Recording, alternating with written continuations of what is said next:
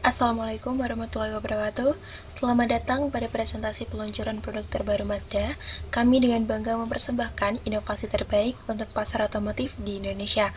Bersama saya, Tiara Miftirintias, sebagai tim marketing Mazda Corporation, akan memandu beberapa menit ke depan. Yang pertama, saya akan memberikan sambutan resmi dari Mazda. Mazda membuka acara dengan menyebut para investor, pelanggan setia, dan media.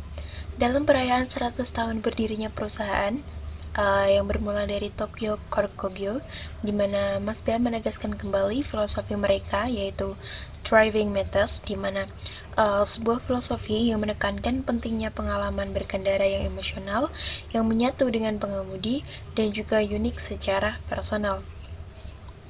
Sebelum lanjut, izinkan saya membacakan visi, misi, dan komitmen Mazda. Yang pertama, Mazda Motor Corporation menegaskan komitmennya sebagai perusahaan otomotif yang progresif melalui visinya. Yang pertama adalah mewujudkan mobilitas berkelanjutan yang berbasis teknologi dan juga desain yang inovatif. Yang kedua ada misi Mazda. Yang pertama, dia memberikan pengalaman berkendara yang menyenangkan, aman, dan memuaskan. Yang ketiga ada komitmen sosial, di mana Mazda ini berpartisipasi aktif dalam pelestarian lingkungan dan pembangunan sebuah komunitas.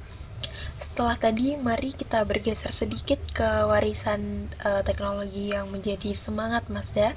Yang pertama, Mazda itu memiliki mesin rotary atau mesin Wankel, di mana ini mesin merupakan inovasi legendaris dari Mazda yang menjadikannya berbeda dari produsen mobil yang lainnya.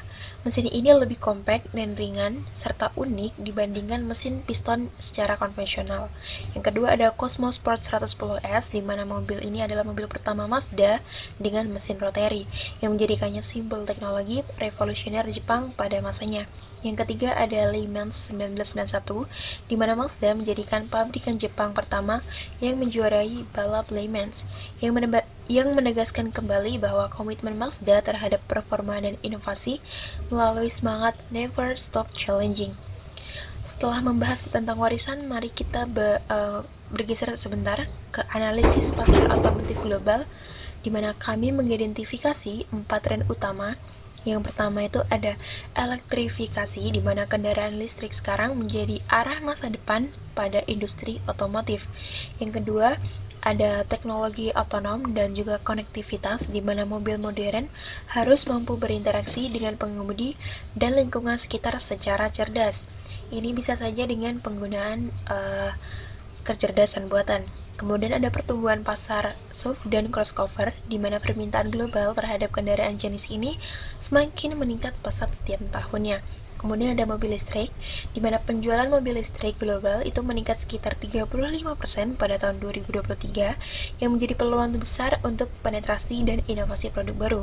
Nah, akhirnya sampai pada inti dari pembahasan presentasi kali ini. Saya dengan bangga memperkenalkan peluncuran produk baru dari Mazda, yaitu Mazda CX-5 Coupe, di mana ini adalah Mazda dengan tipe SUV Coupe. Baru saja merupakan bagian dari ekspansi produk Mazda. Mazda seri ini memiliki ciri khas desain kodo, di mana desain kodo ini adalah desain yang elegan dan ekspresif yang mencerminkan keindahan dalam gerakan, serta memiliki garis bodi dinamis, proporsi ideal, dan karakter yang premium. Kemudian, kami menargetkan pasar Mazda ini adalah bagi kalangan muda yang menginginkan kombinasi antara gaya, teknologi, dan juga kenyamanan. Kemudian posisi duduk. Dari SUV Coupe Premium ini dengan harga mulai dari 700 juta, ini udah dilengkapi dengan fitur canggih namun tetap memberikan nilai yang kompetitif. Kemudian detail dari desain kodo tadi, di mana kodo ini memiliki filosofi bahwa mobil dengan jiwa, bukan sekedar alat transportasi biasa. Kemudian untuk eksteriornya menggunakan proporsi harmonis dan estetika yang tajam. Untuk interiornya adalah kabin driver fokus, ergonomis, dan premium. Untuk pengakuannya, telah memenangkan Red Dot Design Award pada tahun 2024. Untuk teknologi unggulan Mazda CX-5 Coupe ini menggunakan sistem penggerak mesin Sky Active dengan transmisi otomatis yang sudah canggih. Untuk keselamatannya sudah menggunakan AI Active Sense, di mana teknologi aktif dan pasif untuk perlindungan yang lebih maksimal. Kemudian konektivitasnya, Mazda Connect ini sudah terintegrasi dengan smartphone dan navigasi secara cerdas.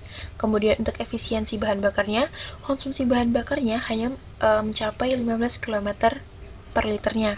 Ini mendukung efisiensi dan kelestarian lingkungan. Kembali lagi untuk keunggulan Mazda ini adalah Skyactiv tadi.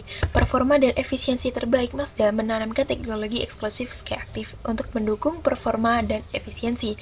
Jadi Skyactiv Engine ini adalah torsi responsif dan tenaga besar untuk pengalaman berkendara yang lebih maksimal. Untuk efisiensi bahan bakarnya, konsumsi bahan bakar yang rendah dan emisi gasnya itu akan terbuang minimal. Kemudian ada Skyactiv X, di mana ini adalah inovasi mesin dengan teknologi SPCCI, yaitu Spark Control Compression Ignition, yang menggabungkan efisiensi mesin bensin dan juga diesel. Kemudian lanjutnya adalah fitur keselamatan dari iActiv-Sense, yaitu prioritas perlindungan. Mazda memberikan perhatian besar bagi keselamatan pengemudi dan juga penumpang lewat sistem utamanya, yaitu ABS, Anti-Lock Braking System, EBD, Electronic Brake for Distribution, dan DSC, Dynamic Stability Control. Selain itu, Mazda ini juga diberikan fitur tambahan berupa Blind Spot Monitoring and Lane Departure Warning, di mana hasil pengujian pada Euro NCAP di mana skor tinggi membuktikan standar keselamatan global Mazda.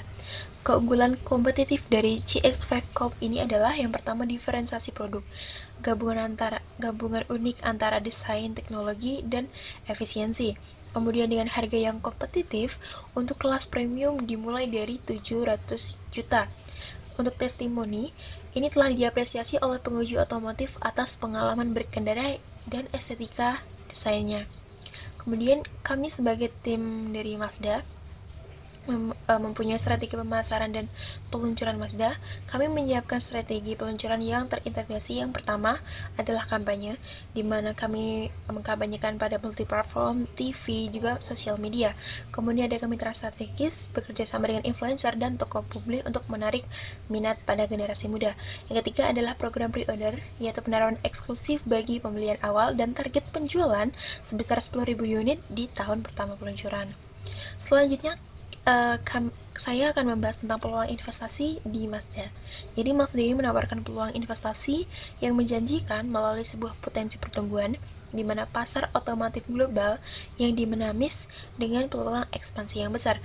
Kemudian ada ROI yang menarik, di mana ini adalah pengembalian investasi yang kompetitif dan stabil. Yang ketiga ada tim manajemen yang lebih profesional dalam berpengalaman yang mampu menjaga kelangsungan dan pertumbuhan perusahaan Mazda ini, mengundang investor dan publik untuk bergabung dalam perjalanan transformasi otomotif masa depan melalui produk dan teknologi unggulan, strategi pemasaran yang progresif, keuangan yang stabil, dan inovasi yang berkelanjutan. Nah, sampai di penghujung presentasi kali ini ada kesimpulan dan penutup. Jadi kami telah memperkenalkan produk inovatif dan prospek dari investasi Mazda. Jadi terima kasih atas perhatian dan kepercayaan Anda pada Mazda. Kami siap memberikan dukungan penuh dan informasi detail mengenai Mazda. Jadi Mazda memproyeksikan masa depan yang cerah dengan produk inovatif dan relevan secara global, kemudian stabilitas keuangan dan dukungan research and development yang kuat, kemudian ada strategi pemasaran Mazda yang modern dan menyeluruh, disertai undangan kepada publik untuk ikut serta dalam perjalanan inovatif Mazda menuju masa depan mobilitas yang lebih baik.